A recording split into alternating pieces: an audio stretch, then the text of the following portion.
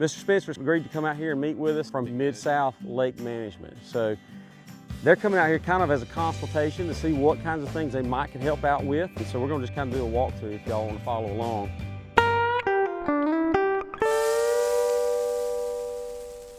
Mr. Spencer, I got some feed that might help us a little bit. Right now, I've just been hand feeding. Of course, we sell feeders at the store that are automatic. Would you suggest I get an automatic feeder? Definitely. The brim, they're gonna benefit from you feeding them. And, Okay.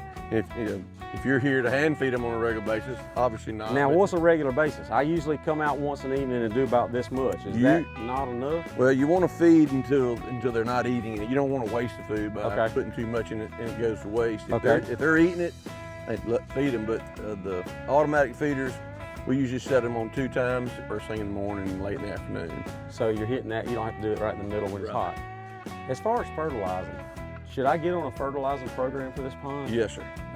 The fertilizing a pond is really the basis of the food chain. That's where you start, is with the phytoplankton in the water, which is what you're trying to create with fertilizer. Okay. You mentioned also about structure, and we've even got a limb over there. We'll walk back over just to see if that's the kind of structure you're talking about. But you know, we cut down a lot of limbs. Are you Sure. Like, I'll tell you, there's one big log right over under the water over there. It's a pretty big tree that fell down. I put that tree over there, and I mounded it in with clay to give it some, some shape. Right. And so it would hold it down. I was afraid that it might float to the top. And there's another one right here. And then I got, you can almost see it. And it's kind of, I do see it. It goes right along there. And then there's a pile of bricks right out in the middle. Right there is a pretty big pile of bricks. I see them right there. And I love bricks and stacked stones. Okay. The bluegill can hide real efficiently in it. The bass can feed efficiently around it. But bushy structure is good. Let's go look at some structure that I might have, and you tell me if it's good. Okay. Is that, I mean, that seems like it's just gonna float on top of the water. I like it. You do? Me personally, it's something you can, if you've got fallen limbs, you're taking limbs, you can lay them in the pond. Okay.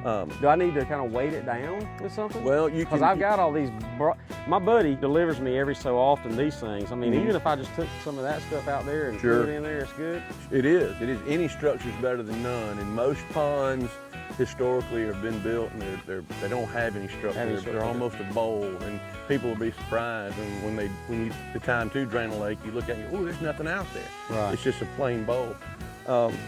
This is good. Okay. You can stack it on top of it. What you want is vertical structure. Vertical structure. You want it to go from 5 feet up to the surface. But around here, what I did when we were building the pond, I left a sand bed. And it's about not a quarter of the pond, a little less, maybe an eighth. Flat.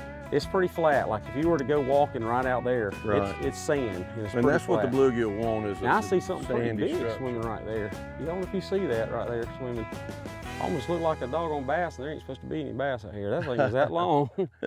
Whatever it was. Oh, wait a minute. You know what? Grass carp in here? I did. Yeah. I forgot to tell you about that. I put like 6 grass carp. Right. Was that a good idea or not? It is. They're in my mind, they're cheap insurance.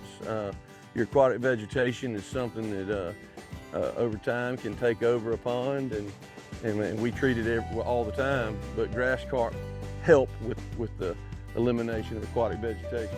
Well, when I cut this grass around here, should I let it fall in the water or get it out? Well, that's another topic of conversation.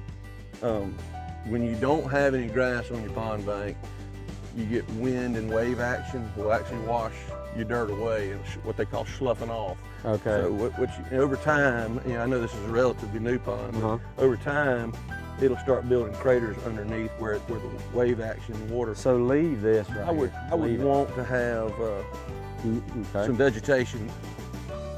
Well, I think I've gotten a good bit of the information I need. Man, I appreciate you coming out. So if you will, give a plug real quick for y'all's company, the name and the phone number and that kind of thing. Okay, it's Mid-South Lake Management, 706-566-0135. We're glad to help you. We're a turnkey pond management consulting firm. So if we can help you in any way, we'd love to come visit. Just keep in mind the best way to support us, go to our website and shop. Go to our YouTube channel and like, subscribe. You can turn on notifications. One of the things I fail to ask each time is, what would you guys like to see us do? Because we do so many different things there with the Feed and Seed Company. Hope we'll see you making some comments on our video. Hope you've learned a lot, and that's a wrap.